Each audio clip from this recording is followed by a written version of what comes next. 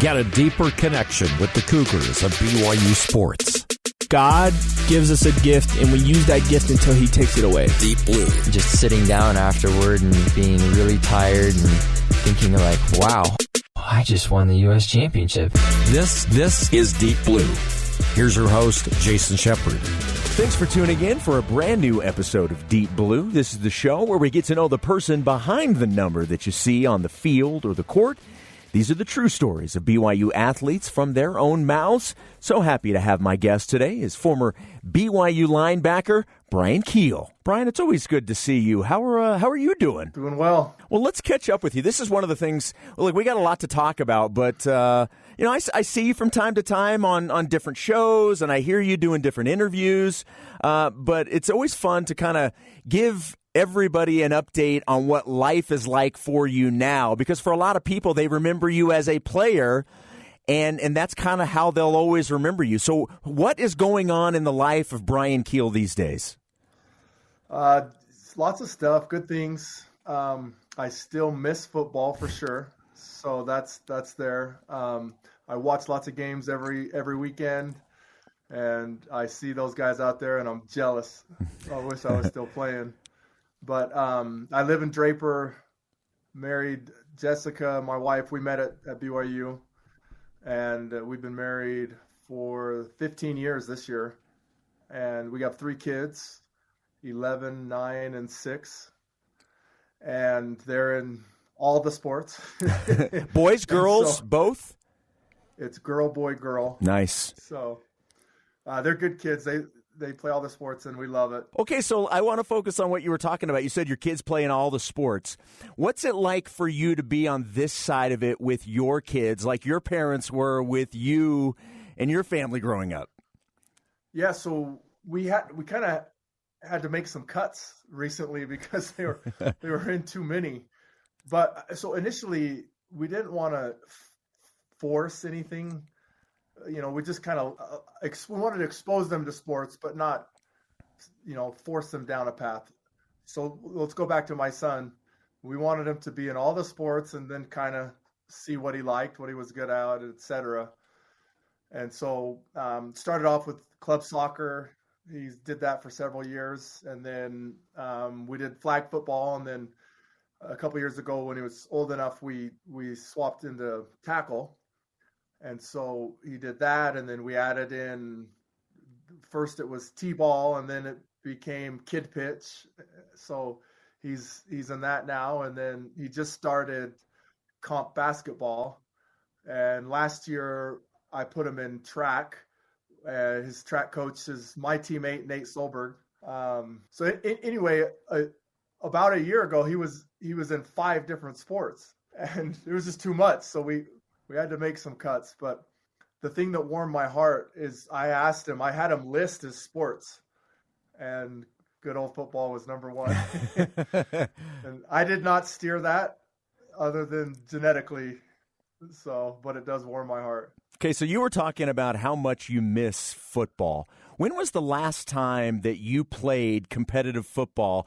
And we're not talking about the alumni game, and we know certainly the impact you had on that game, sealing the deal. But when was the last time you played competitive football? How long has it been? So I was running down the field, and my knee just buckled. And it ended up being a ruptured ACL. So weird. Nobody touched me. That was Sunday Night Football. Redskins, even though they're not called that anymore, versus the Cowboys. And that was October 13th, 2013. And so that's, what is that, more than 10 years now. What do you miss most about it? And I kind of have an idea, because I think to a certain degree, most athletes and former athletes all kind of answer this similar. I'm kind of curious how you look at this. The thing that I miss the most is the competition. Yeah. Just the me versus you. Because every play boils down to that.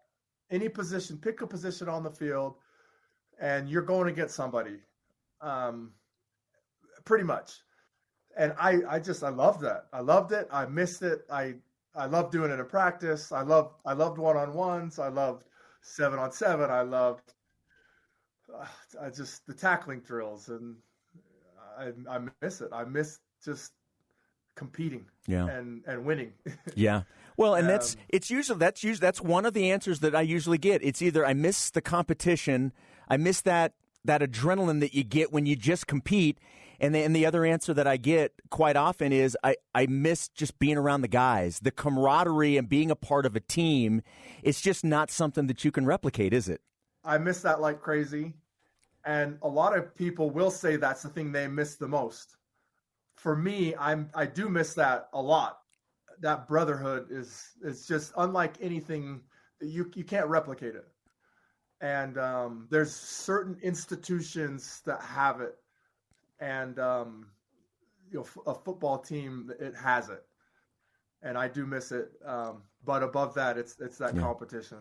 All right, so we were talking about your kids and how they're growing up in sports and how your family is growing and how you guys are doing today. I want to take you back to when you were a kid. Tell me about your life growing up. When you look back on your childhood, did you have a good childhood? Fantastic childhood. Yeah, I was blessed, very, very privileged. I'll jump into it. That's a very long story, but I'll do it very briefly. I was adopted. I went to the Kehl family, and it was a closed adoption. This is 1984. The Kehls were hopeful to have lots of kids. Gary and Nancy, they got married young. They had 3 kids, and then Nancy, my mother, she couldn't have kids anymore, so they started to adopt. They ended up adopting 6. She wanted to have 12. They didn't quite get to 12, but they got to 9. And so I'm number 8 by age. I'm number 7 by where I showed up. But they got me as a baby. I was 2 days old. And the only thing that we knew about my biological parents was one of the caseworkers mentioned to them at the office that when they were picking me up, that my birth father was an NFL running back. So that kind of lived as folklore all growing up, that I was the son of an NFL running back. And it wasn't ever documented. We didn't know. We didn't have a name. We didn't have any of that stuff. I mean, some people thought my dad made it up. But lo and behold, fast forward, it was true.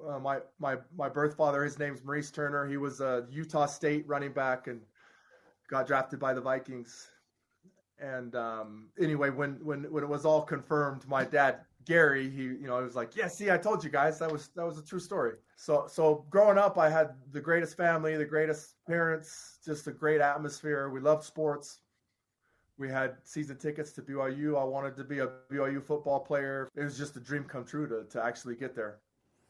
This is a part of your life that I can relate to. Now, I am not adopted, but my sister is adopted. And so I've gone through this process sort of looking in with my sister and seeing how she has gone through her life and how it's affected her both positively and negatively and all the things that come with that. So this has always been something that I've been interested in. How did it shape your life? Was it always part of your identity, or was that not how your parents chose to raise you and your other siblings who were adopted? Yeah, so I'm biracial, and my parents are both white, so it wasn't a situation that they couldn't address it. Sooner or later, that cat was getting out of the bag. So of the 6 kids that they adopted, 4 are biracial like me. But I think I look back and I couldn't give them more credit because they did a fantastic job of raising us and loving us and really treating everybody the same.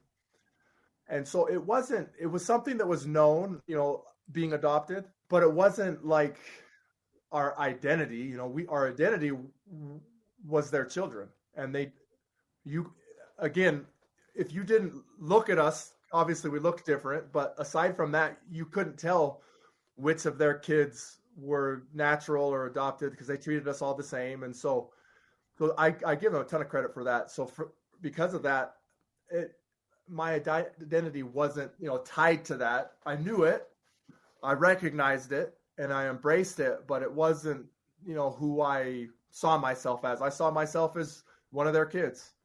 Do you think that it helped you growing up that you had other adopted siblings, that you were not the only one that was going through that? For sure. Obviously there's plenty of successful adoptions where there's just one kid that's adopted, for sure. But I definitely think it helps, just because it's like anything in life. When you go through something, there's strength in numbers. And so it does help, especially when it's when there's biracial issues as well, because it's just helps to have other people to lean on and support. And every teenager goes through the identity, who am I, to various levels. And so there's a lot more of that when you're biracial in a white community at a white school and you're adopted. And so I think it did help to have siblings to learn from and to have community with. Beyond being able to confirm the story about your birth father being an NFL running back, did you always want to know about your birth parents? Was that always something that was an urge for you? And how did that play out as you got older? Yeah, so everybody has a different experience and different needs and wants. And even within my family, that need or want of knowing where you came from, it varied depending on which adopted kid we were talking about. And so, I have some siblings that really, really wanted that. And for me, it was something that I did want. I was interested in it. I thought it would be cool, but I didn't need it. I had fantastic parents. I had everything that I needed. So it wasn't something that was necessary for me, but it definitely was interesting. You're curious, where did you come from? What did they look like? What were they interested in? And all those things. So I definitely wondered and always hoped that would happen. But really, I never really knew if it would or not. What was the reality of the situation when you were finally able to have communication? That's another long story, but it really was a miracle. Just the way that it all happened and the way we found them and tracked them down. And to tell that long story short, it was ultimately an answered prayer. My birth father, he's not a member of the church. He was Catholic, but he believes in prayer. He believes in that. And when my birth mother, she is a member of the church. And when she found out she was pregnant, she was devastated and, went through all those emotions. And she thought that she just kind of assumed that they would get married. And that didn't work out. And that really broke her heart. And it was sad and it was tough. And ultimately with counseling and prayer, and she made the decision to place her baby, me, for adoption. When she told him that broke his heart, because that's not what he was expecting or not what he wanted. And he wanted to be a part of his child's life. In those days, he didn't have a say. And it is just kind of interesting how it unfolded. But ultimately, he honored her wishes against his wish and allowed it to happen. And they haven't spoken since then.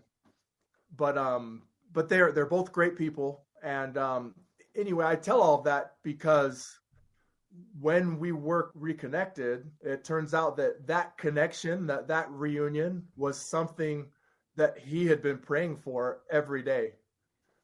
And so it was an answered prayer. And it has been a blessing in his life, and I'm grateful for that. It's been a blessing in all of our lives, and it's been a blessing in my birth mom's life, and it's been really cool. What's your current relationship with your birth parents today? It's great. It's really cool. I talk to them regularly, and he lives in Minnesota, so I don't see him as much. He's married, he has 2 other kids. And they were both football players. The older one played at Northern Iowa. Actually, kind of funny because the year after I left BYU, he came to Provo and played the Cougars. And so I missed tackling my unknown brother by 1 year. And then the younger one played at North Dakota State. and he just finished his 10th year in the NFL. And then my birth mom, she's married. She has 5 kids. They live in Ogden. So I see them a lot more, and I have a great relationship. It's really cool. And I've loved now that I have kids, and I feel like it doesn't replace what they missed out on, but it gives them a little piece of that. And I know they really enjoy being a part of my kids' lives.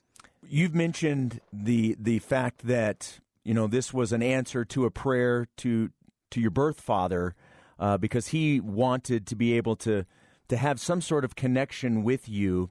I'm curious, when you look back now, and obviously, today it's a strong part of your life, but when you look back and realize that you were placed in a family where religion was important and a belief in our Heavenly Father was important, how blessed do you feel that is the situation that you were able to grow up in? Immensely blessed, and just really appreciated, and that's ultimately what she wanted when she made that decision. She felt like I deserved a framework of a 2-parent household that was married and would raise their child in the gospel. And that she did the adoption through, at the time it was called LDS Social Services. Mm-hmm. And that was part of it, was that's where I would be placed, and I am eternally appreciative of that, and I understand, and I can have empathy for the tough decision that she made, and I also have empathy for my birth father, and I put myself in his shoes, and I get it. His son was taken from him against his will, and it's tragic. And my heart breaks for him when I think about what that would have been like. All right, we're going to take a quick break. When we come back, we'll have more with Bryan Kehl. We'll get into his playing career at BYU and the pros. I'm telling you, if you've never had a chance to watch Bryan Kehl play football, you have missed out. And we're going to get into his career when we come back. We'll have more Deep Blue after this on BYU Radio.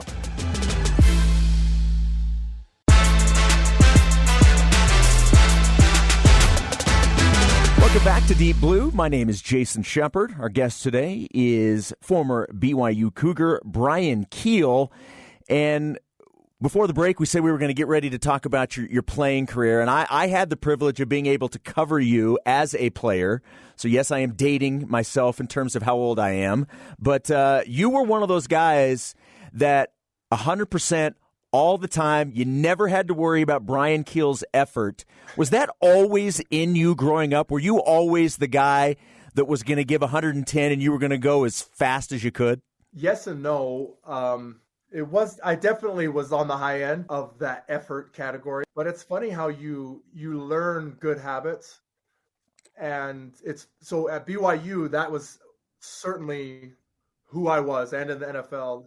And it's funny because I remember being at BYU and watching some tape of me in high school and being disgusted at the lack of effort. And at the time, I didn't even think about it. I didn't realize it. It wasn't something that my coaches really got after. And I remember like seeing some plays that went the other way. And then I was kind of like, I'm done on the play, and just kind of stood there and watched. And that at BYU would never do that. And from the whistle to whistle, there's one speed. And I remember being disgusted about it. When did you start playing football? Was it super young? When I was 8. 8 years old. So you've been you started playing football, and was it always football, or were you like your kids? Did you play everything and then ultimately zeroed in on football? No, it was different. I think a lot of it went into that Kehl family folklore of who my birth father was, but it was like the path was going to be football. And so I played baseball when I was 7. That was the first sport that I played. And then the next year when I was 8, I played football too. And I played basketball a little bit, but not a lot. And I did track once when I was a kid and didn't really like it. And I ended up doing it 1 year in high school, but football was always the one. And part of that is genetics. Like I just have a body that was made to be a linebacker. And so it just was, and then my interests, I love it. So it was a great marriage. So was there any doubt in your mind that you would be playing college football? Certainly, and then was the goal always the NFL, or was college the goal, and anything above that was gravy? No, the goal was the NFL, and I think a big part of that was that story. It's just when you grow up with this idea that that's where you came from, it's supernatural to just expect, well, I'm going to get there too. And there's bumps along the road, and I mean, I remember being a younger teenager and was with some neighbor kids who were a couple years older than me. And we were talking about, what do you want to be when you grow up? And I remember matter-of-factly saying, well, I'm going to be an NFL player.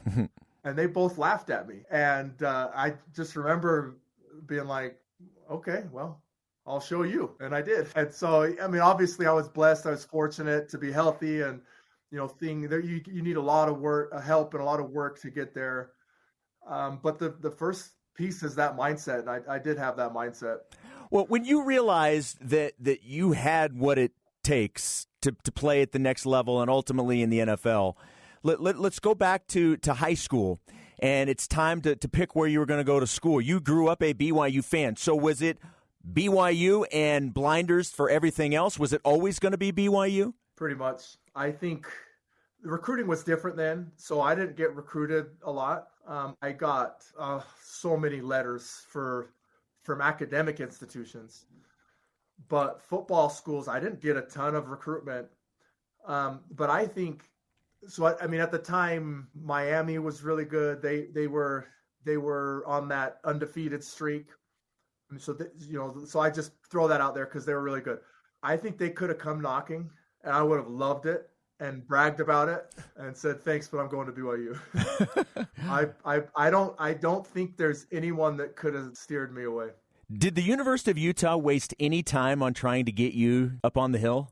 Yeah, so that's a good story. I was at Brighton High School after my junior year. Me and the other outside linebacker were kind of the top two guys. And Kyle Whittingham, who was then the D coordinator, came by our school, and we were in the weight room lifting, and he's kind of talking to us, mostly talking to the other guy, because they all knew. I'm just this dyed-in-the-wool BYU fan with season tickets. My brother played there, and that's all I wanted to do was go there. So he's talking to us, mostly talking to my buddy, and then he kind of turns and looks to me and says, Kehl, would you even come to Utah? And I looked at him, and I said, sure, if BYU didn't offer me.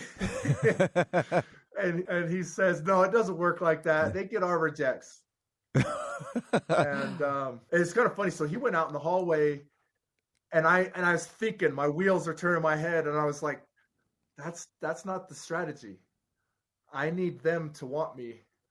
So I stick my head back out in the hallway, and I said, I would consider Utah's medical school, because at that time I kind of wanted to be a doctor. And so he was like, okay, well, I'm going to look at your grades.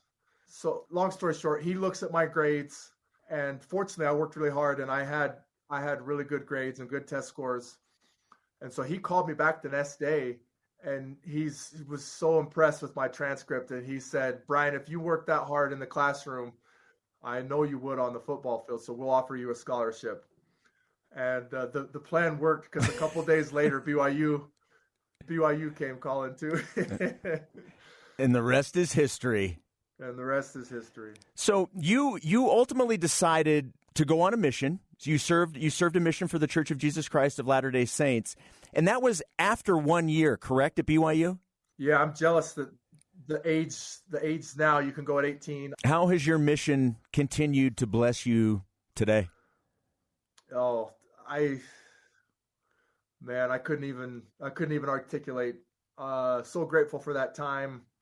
I think about it all the time. It's so nostalgic, and it's just, we're not supposed to be proud, but I'm proud of the service and the sacrifice, and it was tough, leaving football. And I'm not going to throw a name under the bus, but there was a coach at BYU who asked me if I would stay another year. And, it was tempting because of who was on the schedule. We had just had the first losing season at BYU in 30 years. I would probably be a starter, but I had made that decision when I was 5, just like I made the decision when I was 5 to play at BYU. And so that's what I was going to do. And I did it and loved every second of it. And it wasn't easy. It was hard. It was cold. I went to Toronto, Canada, and the people were not receptive. So that was tough. But man, I have the fondest memories, and I just encourage every young man and young woman to think about it and to do it. So when you come back, this is the era of BYU football where it's regime changes and things are starting to be different. Now Bronco Mendenhall is the head coach. How did things change when you got back? Yeah, so Bronco arrived for the DC position a few months before I left, and I went through spring ball with him, and so I got exposed to him and loved him. And so when I saw he was hired, which was a few months before I got home, I was just thrilled. And I still remember my dad sent me the newspaper clipping of when they unveiled the new old uniforms, and it gave me chills. Whoever decided to go to those atrocious uniforms of the late 90s and early 2000s, oh, man, I don't know what you were thinking. So you don't think that the bibs are going to come back as like a retro one-game-off thing? Those are so horrible. Oh, man. But when I saw those, the old school, it gave me chills, and I was so excited. How would you describe your career at BYU? You're one of the best linebackers to ever play football at BYU. And like I said, for those that have not seen Bryan play, please go watch highlights. How do you look back on it? How do you describe it when people ask you about your career? I love it. It was the time of my life. It was a dream come true. I'm always not satisfied, so I'm still bugged that I didn't start as a freshman, and I'm bugged that I didn't start as a sophomore, and I'm bugged that I didn't get more sacks when I did start. And so that's just who I am. I obviously had a great career, and I loved every second of it. But I look back and I think, oh, I should have done this and I should have done that, and I could have done this, and I always want more. So as we've talked and gone through your life, you've talked about like I made the decision I was going to do this, and then I made the decision I was going to do this, and all these things have happened. So you made the decision that you were going to play football, and you did, and you make the decision that you're going to go on a mission, and that you were going to play at BYU. And we had talked earlier that your goal was to play in the NFL. When that opportunity presented itself, and you realized that you had reached that goal, what type of reaffirming moment was that for you, that all of the hard work that you had put in was now paying off? Yeah, I mean, there's moments in your life when the hard work pays off that just transcend everything. And that was one of them. Getting to the top of the mountain, it is just so fulfilling. And I get why people do it. In our society today, there's a lack of people doing hard things. And hard things make great people.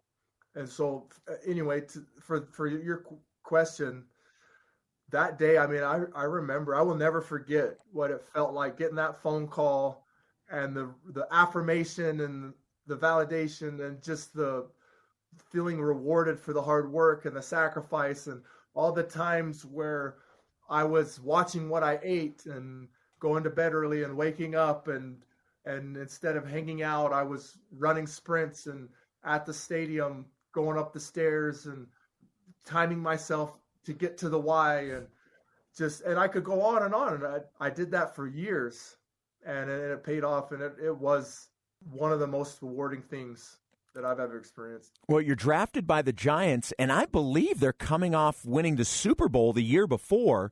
So you're going into the NFL, and you're going to New York City. What was that whole situation like to deal with? Because I know it's such a whirlwind. You get drafted, and then they fly you out there, and you have press conferences, and you're immediately, you've got mini camps and OTAs and all that stuff that you're getting ready for. What was that time of your life like? Man, it was a whirlwind. I look back and it's just like, wow, it's just a fire hose. It's just unleashed on you and trying to learn the defense. And at BYU, there were a lot of things that really prepared me for the NFL. One of them was not the complexity of our defense. We had just installed that 3-4 at BYU as the first 2 years of it, and it was vanilla. We had a basic, simple defense, and we executed it really well. So it helped us there, but the defense that the Giants had was so complex. And so that was tough. You adjust to that, the speed of the game, and then you're being a pro, and people, wanting to be in your life. It's coming out of the woodworks, and then New York is no picnic. It was a whirlwind. And when I look back, I miss it like crazy. I would go through that whirlwind again in a second. So a kid from Utah who plays college at BYU, you're now into the NFL. That's a whole different ball game in terms of outside things and outside influences. How did you, as a member of the Church of Jesus Christ of Latter-day Saints, or maybe not even just as a member of the church, but as a man of faith, how did you handle all of the trappings that are obviously out there when you reach a certain level like that? Yeah, so it is not easy, but it goes back to, you kind of mentioned how I made decisions. And one of the decisions that I made, I decided that if I couldn't be who I am and play in the NFL, then I wouldn't play in the NFL. So I just kind of watched everything that I did and the people around me, and I kind of constructed a bubble. And that hurt me in a way, because I think some of the coaches and teammates noticed that, especially when I was young. And I know there were some coaches of the Giants that didn't like that, but it did help me shield off the influences that I don't want in my life. So you did not finish your career with the New York Giants. You had a couple of different spots. When you look back on your NFL career, what really stands out to you in terms of your journey in the NFL? It's the same thing. I'm never satisfied. I'm still mad. Like I look back and I think I should have played for 15 years and been on 5 Pro Bowl teams and been a starter, and I will never not feel that way. And so I loved it. I loved every second of it, and was grateful for the opportunity. 100% not satisfied, and that's part of why I miss it so much, and I would love to do it again. So with all that being said, and we touched on this at the very beginning of the conversation, the alumni game in 2022 at LaVell Edwards Stadium, how much fun was that to be back out in that environment and for you to play such an important role at the very end of the game? Oh, dude, it's funny you mentioned that. Just this morning I was thinking, that's kind of time for them to start reaching out and, planning that. I wonder if that's happening again this year.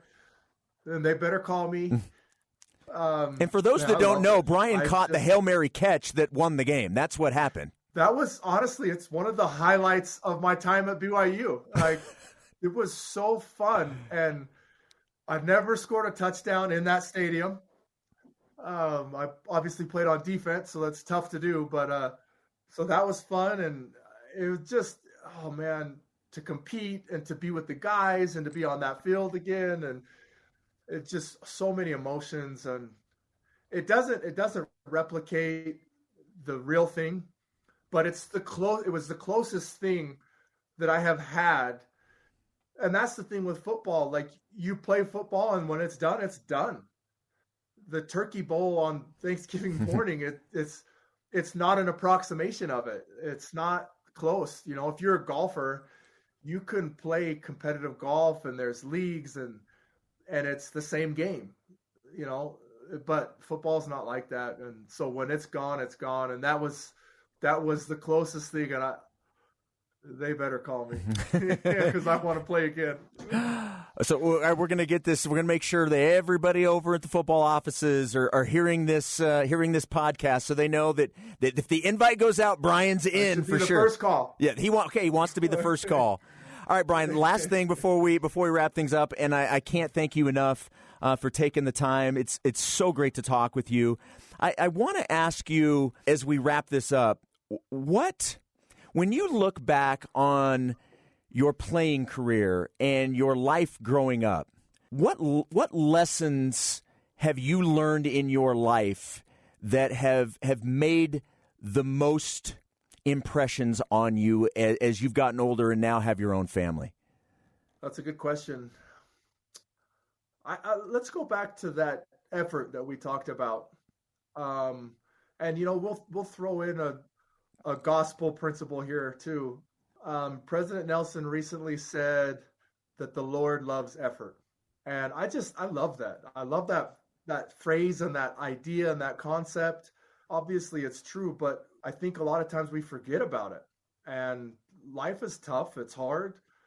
We're not going to always succeed. We're going to fail. We're going to fall down. We're going to slip. We're going to mess up. We're going to skin our knee. But it's all about effort. It's all about what do we do after those disappointments and the difficulties and in the midst of the adversity that is our life. And so that's sports, that's school, that's family life, that's social life, that's the fabric of our society. So for me, I think the principle is you just it's effort. It's keep going, keep working, and in the end, good things happen. They come, and they're not always what you think or what you want, but good things that are meant to be, they turn out. Well, Bryan, beyond anything you did on the football field, I want to take this opportunity to tell you one of the things that I have admired about you most is you have always represented your family well. You have represented BYU well. And I think that says a lot about you and your character. And I've always been impressed by how you've handled yourself. And I can't say thanks enough for being willing to do this today. Well, I appreciate that. Thank you. Thank you very much. All right. Thanks once again to my guest, Bryan Kehl. My name is Jason Shepard. Josh Bergstrom and Ben Hall produced this episode. Deep Blue's senior producer is Cleon Wall. You can download and subscribe to Deep Blue on all podcast platforms or find all episodes on the BYU Radio app. Deep Blue is a production of BYU Radio.